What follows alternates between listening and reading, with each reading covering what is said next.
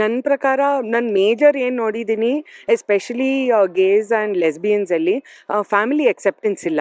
So ಆವಾಗ ಏನಾಗ್ಬಿಡತ್ತೆ, ನಾವು ಮಕ್ಕಳು ಅಂತ ಅಂದರೆ ಏನಾದರೂ ಫ್ಯಾಮಿಲಿ ಅಕ್ಸೆಪ್ಟೆನ್ಸ್ ಇಲ್ಲ ಅಂತ ಅಂದರೆ ಕೆಟ್ಟದಾಗಿ ಮಾಡ್ತಾರೆ ಅವರು, ಅಂದರೆ ಮುಚ್ಚಿಡ್ಕೊಂಡು ಆ ಥರ ಎಲ್ಲ ಮಾಡ್ತಾರೆ. ಸೊ ಆವಾಗ ಮಕ್ಕಳು ತುಂಬ ಡೇಂಜರಲ್ಲಿ ಆಗ್ತಾರೆ.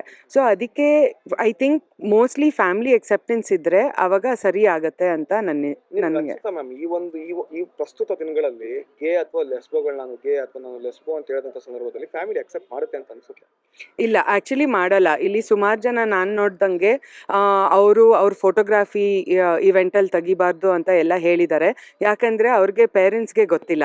ಸೊ ಪೇರೆಂಟ್ಸ್ ಸಾಮಾನ್ಯವಾಗಿ ನಮ್ಮ ಇಂಡಿಯಾದಲ್ಲಿ ಪೇರೆಂಟ್ಸ್ ಎಲ್ಲ ಮದುವೆ ಆಗ್ತಾರೆ, ಮಗು ಆಗುತ್ತೆ, ಇದು ಅದು ಅಂತ ಎಲ್ಲ ಅವ್ರ ಆಸೆ ಇರುತ್ತೆ.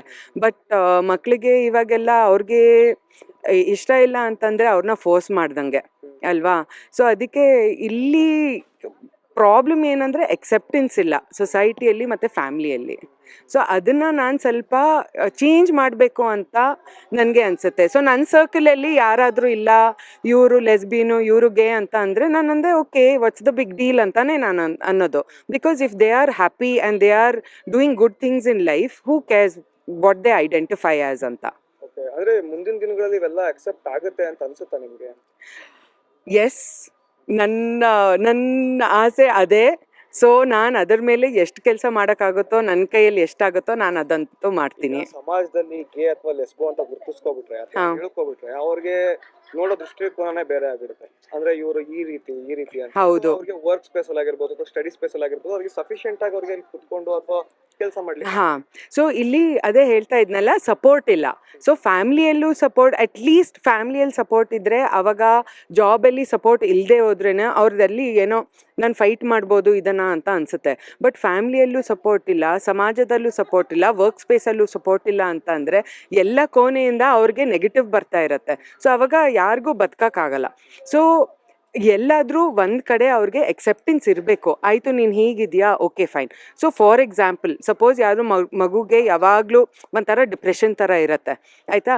ನಾವು ಹೇಳ್ತೀವಿ ಅಲ್ಲ, ಮಗುಗೆ ಡಿಪ್ರೆಷನ್ ಇದೆ, ಎಲ್ಲಾದರೂ ಕರ್ಕೊಂಡು ಹೋಗೋಣ, ಎಲ್ಲಾದರೂ ಅವನ್ನ ಬೇರೆ ರೀತಿ ಅವನ ಮೇಲೆ ಜಾಸ್ತಿ ಸಿಟ್ಟು ಮಾಡಬೇಡ, ಆಯಿತಾ. ಸೊ ಅದನ್ನು ನಾವು ನೋಡಿಬಿಟ್ಟು ನಾವು ಚೇಂಜ್ ಮಾಡೋಕ್ಕೆ ನೋಡ್ತೀವಿ. ಸೊ ಹಾಗಾಗಿ something like gays and lesbians, it is something they are born with. ಅವ್ರು ಬೇಕಂತ ಇಲ್ಲ, ನಾನು ಇವತ್ತು ಗೇ, ನಾನು ಇವತ್ತು ಲೆಸ್ಬಿಯನ್ ಅಂತ ಹೇಳಲ್ಲ. ಅದು ಅವರೆಲ್ಲಿದೆ. ಸೊ ಅದು ಅವ್ರ ನೇಚರ್ ಕೊಟ್ಟಿರೋದು. ಓಕೆ, ಸೊ ನೇಚರ್ ಅಗೇನ್ಸ್ಟ್ ನೀವು ಹೇಗೆ ಹೋಗ್ತೀರಾ? ಅದು ಒಂಥರ ಫುಲ್ಲು ಡಿಪ್ರೆಷನ್ ಥರ ಅದು ಅಲ್ವಾ. ಸೊ ಅದಕ್ಕೆ ಅವ್ರಿಗೆ ಪ್ರೋತ್ಸಾಹ ಕೊಡೋಕ್ಕೆ ನಾನು ಜನಗಳಿಗೆ ಏನ್ ಹೇಳಕ್ ಇಷ್ಟಪಡ್ತೀನಿ ಮ್ಯಾಮ್, ಈ ರೀತಿಯಾದಂತ ದೃಷ್ಟಿಕೋನ ಇಟ್ಕೊಂಡ್ರೆ ಅವ್ರಿಗೆ, ಅಂದ್ರೆ ಯಾವುದೇ ಈ ಗೇ ಲೆಸ್ಬೋ ಅಥವಾ ಟ್ರಾನ್ಸ್ಜೆಂಡರ್ ಇದ್ದಾರೆ ಅಂದ್ರೆ ನೋಡೋ ದೃಷ್ಟಿನೇ ಬೇರೆ ಇರುತ್ತೆ. ಸೊ ಅಂಥವ್ರಿಗೆ ಏನ್ ಹೇಳಕ್ ಇಷ್ಟಪಡ್ತೀನಿ? ನಾನೇನು ಹೇಳ್ತೀನಿ ಅಂದರೆ, ಇವಾಗ ತನಕ ನಮ್ಮ ದೇಶನ ಇಷ್ಟು ದೊಡ್ಡದು ಮತ್ತು ಇಷ್ಟು ಸ್ಟ್ರಾಂಗ್ ಮಾಡಿರೋದು ನಮ್ಮದು ಟಾಲರೆನ್ಸ್ ಆ್ಯಂಡ್ ಎಕ್ಸೆಪ್ಟೆನ್ಸು. ಓಕೆ, ಸೊ ಇದನ್ನು ನಾವು ಬಿಟ್ಟು ಹೋಗ್ತಾ ಇದ್ದರೆ, ಓಕೆ, ಇವತ್ತು ಯಾರೋ ಗೇ ಲೆಸ್ಬಿಯನ್ನು ಅವ್ರು ಸರಿ ಇಲ್ಲ ಅಂತ ಹೇಳ್ತೀವಿ, ನಾಳೆ ಇನ್ಯಾವುದಕ್ಕೋ ನಾನು ಫೇರ್ ಆಗಿದ್ದೀನಿ, ನೀವು ಡಾರ್ಕ್ ಆಗಿದ್ದೀರಾ ಅಂತ ಅದನ್ನು ಒಳಗಡೆ ತೊಗೊಬಿಡ್ತಾರೆ. ಸೊ ಆವಾಗ if you born with this, you can't change it ಅಲ್ವಾ.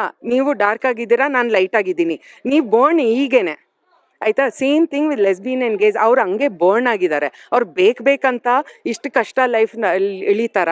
ಇಲ್ಲ. ಸೊ ಎಕ್ಸೆಪ್ಟೆನ್ಸ್ ಬೇಕು ಮತ್ತು ಅವ್ರನ್ನ ಹೆಲ್ಪ್ ಮಾಡಬೇಕು ನಾವು.